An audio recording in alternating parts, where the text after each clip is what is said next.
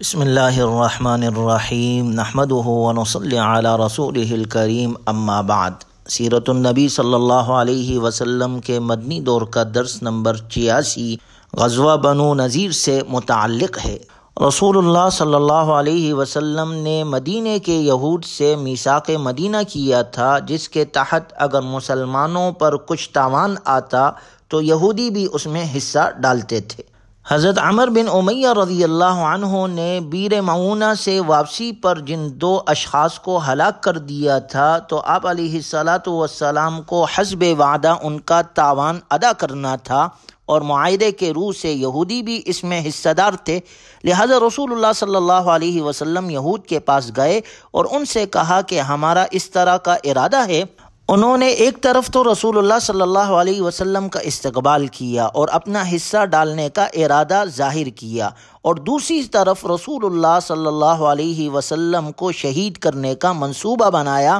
اندرونی طور پر یہود بنو نذیر نے یہ مشورہ کیا کہ ایک شخص چھت پر چڑھ کر اوپر سے ایک بھاری پتھر گرا دے جو آپ صلی اللہ علیہ وسلم پر گر کر آپ کو کچل دے، نعوذ باللہ۔ یہود کے سردار سلام بن مشکم نے کہا، لا تفعلوا، ایسا ہرگز نہ کرو،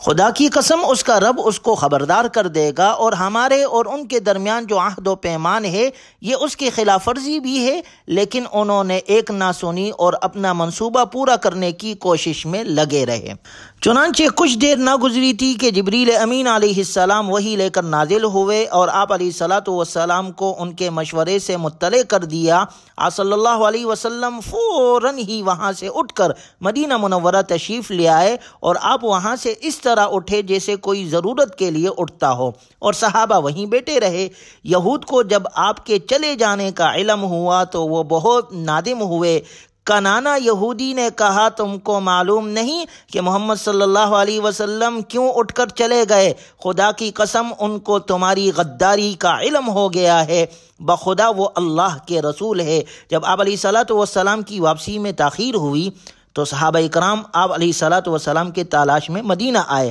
آپ صلی اللہ علیہ وسلم نے یہود کی غداری سے صحابہ اکرام رضی اللہ عنہم اجمعین کو مطلع فرمایا اور بنو نذیر پر حملے کا حکم دیا۔ حضرت عبداللہ ابن مکتوم رضی اللہ عنہ کو مدینے میں اپنا نائب مقرر فرمایا، اور آپ صلی اللہ علیہ وسلم اپنے صحابہ کے ساتھ بنو نذیر کے علاقے کی طرف روانہ ہوئے۔ حضرت علی رضی اللہ عنہ کے ہاتھ میں علم تھا۔ بنو نذیر کے علاقے میں پہنچ کر آپ نے ان کے قلعوں کا محاصرہ کر لیا۔ بنو نذیر نے اپنے قلعوں میں گھس کر دروازے بند کر لیے، تو آپ علیہ الصلاۃ والسلام نے کھجور کے درخت کاٹنے اور ان کو آگ لگانے کا حکم دیا۔ انہوں نے آوازیں دی، اے محمد صلی اللہ علیہ وسلم، آپ تو فساد سے منع کرتے ہیں اور فساد کرنے والے کو مایوس سمجھتے ہیں، تو یہ کھجوروں کا کاٹنا اور جلانا کیسا ہے؟ اللہ تبارک و تعالی نے یہ آیت مبارکہ نازل فرمائی، ما قطعتم من لینۃ او ترکتموها قائمۃ علی اصولها فبإذن اللہ ولیخزی الفاسقین۔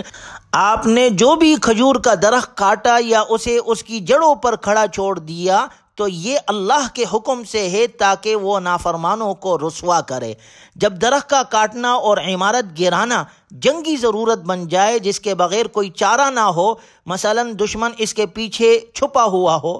اور اسلامی لشکر کو ایذا رسانی کے لیے اسے وسیلہ بنا رہا ہو، تو ایسے صورتحال میں درختوں کے کاٹنے کے سوا کوئی چارہ نہیں ہوتا، اس لیے کہ اب وہ جنگی ضرورت کا حصہ بن چکا ہے۔ رسول اللہ صلی اللہ علیہ وسلم نے بنو نذیر اور ثقیف کے محاصرے میں بھی یہی طرز عمل اختیار کیا تھا، وگرنہ ویسے تو رسول اللہ صلی اللہ علیہ وسلم نے بموقع جنگ درختوں کو کاٹنے سے عموماً ممانعت فرمائی ہے، لیکن اگر جنگی ضرورت ہی اس طرح کی پیش آ جائے تو اس میں کوئی مذائقہ نہیں ہے۔ بعض اوقات اس لیے بھی درخت کٹوائے جاتے ہیں کہ یہ دشمن کی کمین گاہ ہو سکتی ہے، اور اس لیے بھی کہ ادھر سے دشمن خاموشی کے ساتھ نکل کر بھاگ سکتا ہے، تو اس طرح کی صورتحال میں درختوں کو کاٹا جا سکتا ہے۔ اس لیے آپ علیہ الصلاۃ والسلام نے درختوں کے کاٹنے کا حکم دیا۔ اور پھر اس موقع پر جب بنو نذیر قلعے میں بند ہو گئے تو اس موقع پر رئیس المنافقین نے اپنا کردار ادا کیا کہنے لگے تمہیں فکر کرنے کی ضرورت نہیں ہے، مسلمانوں کے خلاف ہم تمہاری مدد کریں گے۔ اللہ نے اس کا ذکر قرآن میں فرمایا، الم تر الی الذین نافقوا یقولون لاخوانہم الذین کفروا من اہل الکتاب، کیا تم نے ان کو نہیں دیکھا جنہوں نے منافقت سے کام لیا کہ وہ اپنے ان بھائیوں سے جو کافر اہل کتاب میں سے ہے یہ کہتے ہیں، لئن اخرجتم لنخرجن معکم، اگر تمہیں گھروں سے نکالا گیا تو ہم بھی تمہارے ساتھ اپنے گھروں سے نکلیں گے، ولا نطیع فیکم احدا ابدا، اور تمہارے بارے میں کبھی کسی اور کا کہنا نہیں مانیں گے۔ اور یہ منافقین یہود سے کہنے لگے، وَلَئِن قُتِلْتُمْ لَنَنْصُرَنَّكُمْ، اگر مسلمان تم سے جنگ کریں گے تو ہم بھی ان کے خلاف جو تم سے جنگ کریں گے تمہاری مدد کریں گے۔ واللہ یشہد انہم لکاذبون، اور اللہ گواہی دیتا ہے کہ یہ لوگ بالکل جھوٹے ہیں۔ بنو نذیر کے ساتھ وعدے میں منافقین کے جھوٹ کو پہلے اللہ تعالیٰ نے اجمالاً ذکر کیا، پھر ان کے سفید جھوٹ کو تفصیل سے بیان کیا اور ان کی تردید میں تاکیداً فرمایا، لئن اخرجوا لا یخرجون معہم، یعنی اگر مسلمانوں نے یہود کو نکال دیا تو منافقین ہرگز ان کے ساتھ نہیں نکلیں گے، ولئن قوتلوا لا ینصرونہم، اگر مسلمانوں نے یہود سے جنگ کی تو منافق ہرگز ان کی مدد نہیں کریں گے، وَلَئِن نَصَرُوهُمْ لَيُوَلُّنَّ الْأَدْبَارَ ثُمَّ لَا يُنصَرُونَ، یعنی اگر بالفرض محال منافقین نے یہود کی مدد کی بھی تو ان کی مدد مسلمانوں کو ہرگز نقصان نہیں دے گی۔ یہود اور منافقین دونوں مسلمانوں کے بالمقابل بھاگ کھڑے ہوں گے اور پھر اللہ تعالیٰ بنو نذیر کی مدد بھی نہیں فرمائے گا۔ اس کے بعد اللہ تبارک و تعالیٰ نے یہود اور منافقوں کے دل کی حقیقی کیفیت آشکارا کی اور ارشاد فرمایا، لَأَنْتُمْ أَشَدُّ رَهْبَةً فِي صُدُورِهِمْ مِنَ اللَّهِ، اے مسلمانوں یقیناً ان کے سینوں میں اللہ کے نسبت تمہارا ڈر زیادہ ہے، ذالک بانہم قوم لا یفقہون، یہ اس لیے کہ بے شک وہ ایسے لوگ ہیں جو سمجھتے نہیں ہیں۔ لا یقاتلونکم جمیعا الا فی قری محصنۃ او من وراء جدر، وہ سب مل کر بھی تم سے نہیں لڑ سکیں گے مگر ایسے بستیوں میں جو قلعہ بند ہے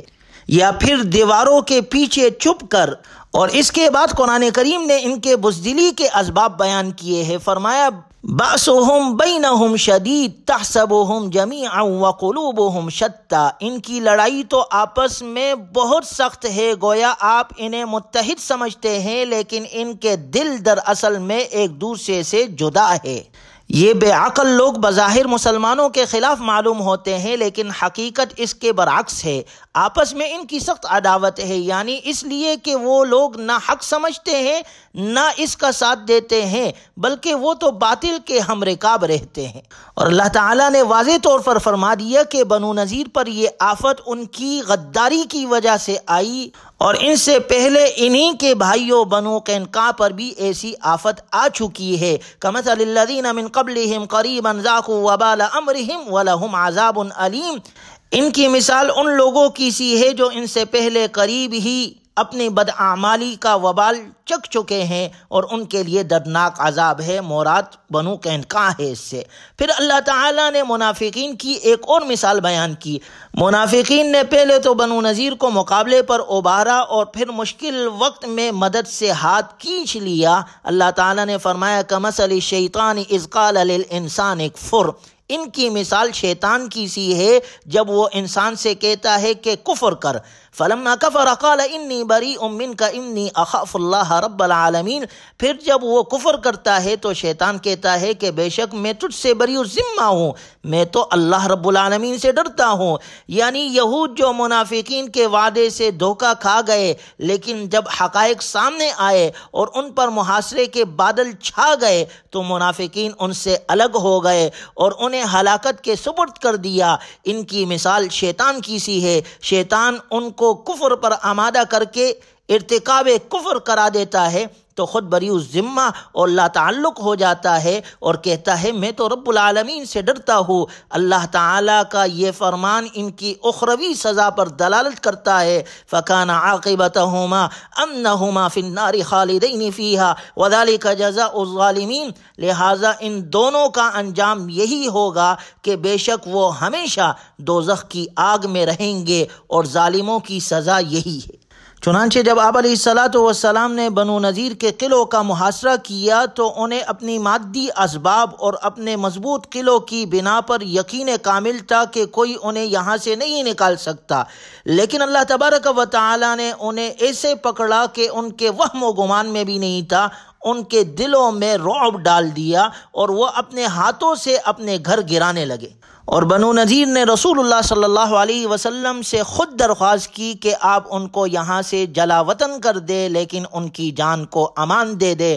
رسول اللہ صلی اللہ علیہ وسلم نے ان کے بارے میں فیصلہ کیا کہ ان میں سے ہر تیسرے آدمی کو ایک اونٹ اور اس پر جتنا سامان آ سکتا ہے لے جانے کی اجازت ہے، لیکن اسلحہ لے جانے کی اجازت نہیں۔ تقریباً 1800 افراد 600 اونٹوں پر اپنا سامان لاد کر مدینہ منورہ سے نکل گئے، جس کا ذکر رب ذوالجلال نے قرآن کریم میں ان کلمات کے ساتھ کیا: هو الذی اخرج الذین کفروا من اہل الکتاب من دیارہم لأول الحشر، اور وہی ہے جس نے اہل کتاب میں سے کافر لوگوں کو ان کے گھروں سے پہلے اجتماع کے موقع پر نکالا گیا۔ مراد اس سے بنو نذیر ہے جو پہلی مرتبہ مدینے سے جلا وطن کیے گئے۔ اس کے بعد ان کے اور جلا وطنی کا بھی موقع پیش آیا جو حضرت عمر رضی اللہ عنہ کے زمانے میں، کہ ان کو دوبارہ خیبر سے بھی جلا وطن کر دیا گیا تھا۔ اللہ کا ارشاد ہے: ما ظننتم ان يخرجوا وظنوا انهم مانعتهم حصونهم من اللہ فاتاهم اللہ من حيث لم يحتسبوا۔ مسلمانوں تمہیں یہ خیال بھی نہیں تھا کہ وہ نکلیں گے، اور وہ بھی یہ سمجھے ہوئے تھے کہ ان کے قلعے انہیں اللہ سے بچا لیں گے، پھر اللہ ان کے پاس ایسی جگہ سے آیا جہاں ان کا گمان بھی نہیں تھا۔ وَقَذَفَ فِي قُلُوبِهِمُ الرُّعْبَ يُخْرِبُونَ بُيُوتَهُمْ بِأَيْدِيهِمْ وَأَيْدِي الْمُؤْمِنِينَ، اور اللہ نے ان کے دلوں میں رعب ڈال دیا کہ وہ اپنے گھروں کو خود اپنے ہاتھوں سے بھی اور مسلمانوں کے ہاتھوں سے بھی اجاڑ رہے تھے۔ چونکہ آپ علیہ الصلاۃ والسلام نے ان کو اجازت دی تھی کہ جتنا مال وہ اپنے ساتھ لے جا سکے ساتھ لے جائے، اس لیے ان لوگوں نے اپنے گھروں کے دروازے تک اکاڑے تھے۔ فَاعْتَبِرُوا يَا أُولِي الْأَبْصَارِ، لہٰذا اے آنکھوں والو عبرت حاصل کرو ایسے لوگوں سے۔ وَلَوْلَا أَنْ كَتَبَ اللَّهُ عَلَيْهِمُ الْجَلَاءَ لَعَذَّبَهُمْ فِي الدُّنْيَا وَلَهُمْ فِي الْآخِرَةِ عَذَابُ النَّارِ، اور اگر اللہ نے ان کی قسمت میں جلا وطنی نہ لکھ دی ہوتی تو وہ دنیا میں ہی ان لوگوں کو عذاب دے دیتا، یعنی وہ مسلمانوں کے ہاتھ قتل کر دیے جاتے، اور آخرت میں ایسے کافروں کے لیے دوزخ کا عذاب ہے۔ ذَلِكَ بِأَنَّهُمْ شَاقُّوا اللَّهَ وَرَسُولَهُ، اور یہ اس لیے کہ انہوں نے اللہ اور اس کے رسول سے دشمنی کی۔ وَمَن يُشَاقِّ اللَّهَ فَإِنَّ اللَّهَ شَدِيدُ الْعِقَابِ، اور جو اللہ سے دشمنی کرتا ہے تو اللہ بڑا سخت عذاب دینے والا ہے۔ اس غزوے کے بعد جو واقعات پیش آئے اس کا ذکر انشاءاللہ اگلے درس میں کیا جائے گا۔ اللہ تبارک و تعالی ہمیں اپنے دین کے لیے قبول فرمائے۔ وآخر دعوانا الحمدللہ رب العالمین۔